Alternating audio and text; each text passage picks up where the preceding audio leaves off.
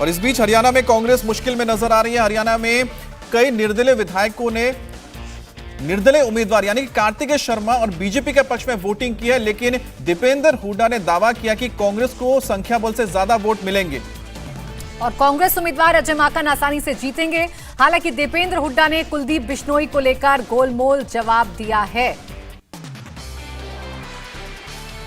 हमारे प्रत्याशी अजय माकन जी जीत रहे हैं और जितना हमारा संख्या बल है हरियाणा विधानसभा में उससे ज़्यादा वोट उनके पक्ष में आज पड़ेंगी, हमें ऐसा विश्वास है। बिश्नोई जी ने वोट डाल लिया, हालांकि उन्होंने कहा कि अंतरात्मा की आवाज पे वोट डाला। कुछ बात हुई है उनसे? वो कांग्रेस के विधायक हैं और हमें शुरू से ही विश्वास था कि उन्होंने कांग्रेस के पक्ष में ही मत दिया, ऐसा मेरा मानना है। सर लेकिन आज साथ में नहीं दिखे बिश्नोई जी। देखिए, जैसे हमने कहा कि कांग्रेस की जितनी संख्या बल है विधानसभा में उससे ज़्यादा मत कांग्रेस के हमारे उम्मीदवार अजय माकन जी के पक्ष में, आपको जब गिनती होगी 5 बजे तो उससे ज़्यादा मत आपको उनके पक्ष में मिलेंगे।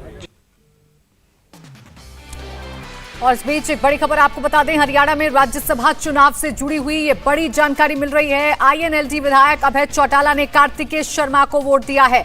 हरियाणा से ये बड़ी खबर आपको बता रहे हैं। कार्तिकेय शर्मा निर्दलीय विधायक और आईएनएलडी विधायक अभय चौटाला ने कार्तिकेय शर्मा को वोट दिया है।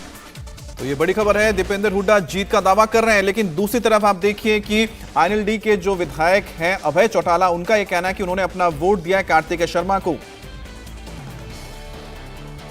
हमारे प्रत्याशी अजय माकन जी जीत रहे हैं और जितना हमारा संख्या बल है हरियाणा विधानसभा में उससे ज़्यादा वोट उनके पक्ष में आज पड़ेंगी, हमें ऐसा विश्वास है। बिश्नोई जी ने वोट डाल लिया, हालांकि उन्होंने कहा कि अंतरात्मा की आवाज पे वोट डाला। कुछ बात हुई है उनसे? वो कांग्रेस के विधायक हैं और हमें शुरू से ही विश्वास था कि उन्होंने कांग्रेस के पक्ष में ही मत दिया, ऐसा मेरा मानना है। सर लेकिन आज साथ में नहीं दिखे बिश्नोई जी। देखिए, जैसे हमने कहा कि कांग्रेस की जितनी संख्या बल है विधानसभा में उससे ज़्यादा मत कांग्रेस के हमारे उम्मीदवार अजय माकन जी के पक्ष में, आपको जब गिनती होगी 5 बजे तो उससे ज़्यादा मत आपको उनके पक्ष में मिलेंगे। मेरी मन से इच्छा है कि कार्तिक राज्यसभा का मेंबर चुने। कांग्रेस के कुछ वोट्स के निरस्त होने की भी जानकारी आ रही है।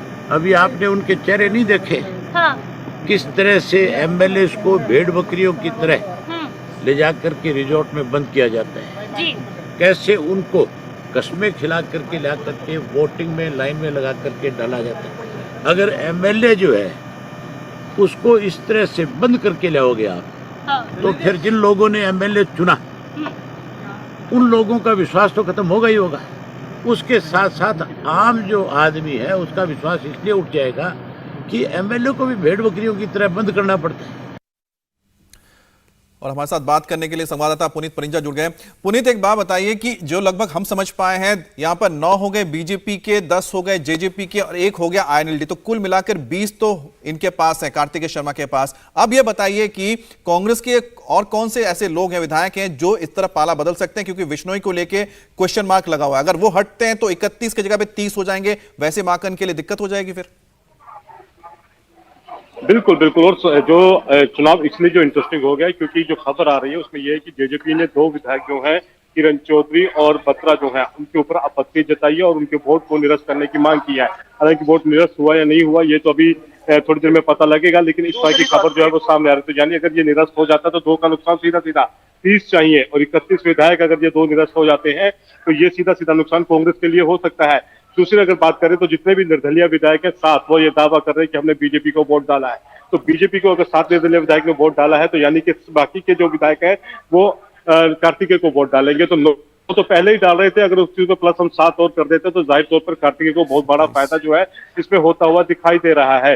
तो ये क्योंकि दाव जो है वो भूपेंद्र सिंह हुड्डा की समय साख पर लगी हुई है, साख जो है भूपेंद्र सिंह हुड्डा की समय दाव पर लगी हुई है, क्योंकि जाहिर तौर पर वो मुख्यमंत्री का चेहरा भी है और राज्य में नेता प्रतिपक्ष भी है। और ऐसे में कांग्रेस के लिए सबसे बड़ी मुश्किल ये है कि वो किस तरह से अजय माकन के सामने यहाँ पर एक बड़ी चुनौती है कि कैसे एकजुट रखना है अपने तमाम विधायकों को। शुक्रिया आपका पुनीत तमाम जानकारी के लिए। इंडिया टीवी हर वक्त हर जगह डाउनलोड करने के लिए सर्च करें India TV news Google play store या ऐप स्टोर पर।